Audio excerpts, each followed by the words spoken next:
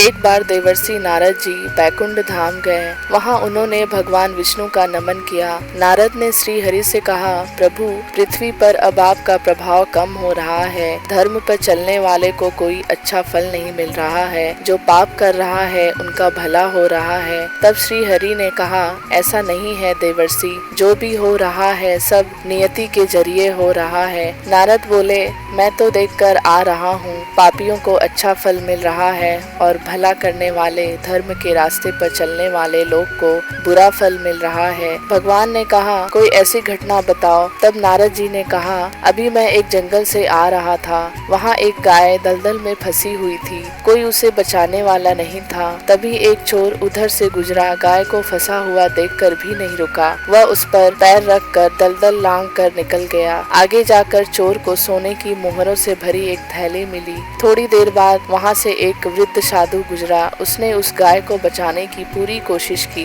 पूरे शरीर का जोर लगाकर उस गाय को बचा लिया। लेकिन मैंने देखा कि गाय को दलदल से निकालने के बाद वह साधु आगे गया तो एक गड्ढे में गिर गया। प्रभु, बताइए यह कौन सा न्याय है। नारद जी की बात सुन लेने के बाद प्रभु बोले, यह सही ही हुआ है। जो चोर गाय पर पैर रखकर भाग गया था, उसकी किस्मत में तो एक खजाना था, लेकिन उसके इस पाप के कारण उसे केवल कुछ मोहरे ही मिली है। वहीं उस साधु को गड्ढे में इसलिए गिरना पड़ा क्योंकि उसके भाग्य में मृत्यु लिखी थी। लेकिन गाय को बचाने के कारण उसके पुण्य बढ़ गए और उसकी मृत्यु एक छोटी सी चोट में बदल गई। इंसान के कर्म से उसका भाग्य तय होता है। हमें इस कहानी से सीख यह मिलती है, इंसान को कर्म करते रहना चाहिए, क्योंकि कर्म से भाग्य बदला जा सकता है।